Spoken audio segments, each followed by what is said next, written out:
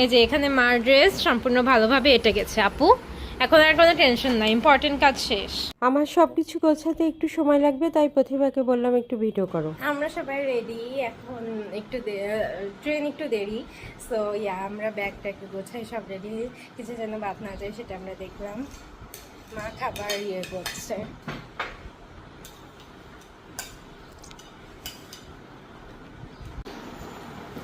জোর করে মা ডিম খাই নিচ্ছে। এই যে আমিও রেডি হওয়ার পথে ঘেমে গেছি, খুব তাড়াহুড়া করছি। ট্রেন লেট ছিল, আবারও ট্রেনের টাইম হয়ে গেল, আমরা খুবই তাড়াহুড়া করছি।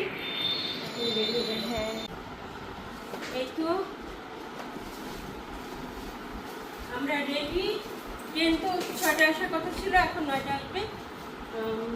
লেট ছিল, ওই জন্য আমাদেরও লেট হয়ে গেছে। এখন তাড়াহুড়া করে আমরা এখন বের হচ্ছি। আমাদের ট্রেনটা আজকে 4 ঘন্টা লেট। এই ট্রেনটা কমলাপুর থেকে ছাড়ার কথা ছিল 6টায়, সেটা এখন ছাড়বে হলো 10টায়। তার মানে আমরা কতটা ভোরে উঠেছি। একবার ভোরে উঠে গেলে পরে তো আর ঘুমানো যায় না। সব কিছু রেডি করতে করতে একটু বসেছিলাম, তারপরে তো দেরি হয়ে গেল। এই যে এখন আমরা রওনা দিলাম। এখানে আমরা কমলাপুর যাব না, কমলাপুর না যেয়ে আমরা এখন এয়ারপোর্ট স্টেশনে যাব। আমাদের ট্রেন কমলাপুর থেকে ছাড়বে 10টায়, তার মানে এয়ারপোর্টে আসতে আসতে 10:30 তো বেজে যাবে। এই তো আমরা রওনা দিলাম। কয়টা বাজে?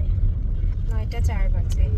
আমি ভাবছিলাম 8টা 50-এ কমলাপুর থেকে ছাড়বে, তো আমি ভাবছিলাম 9টাতে এখানে চলে আসবে, কিন্তু না, আধা ঘন্টা লাগে। আমরা স্টেশনে পৌঁছে গেলাম।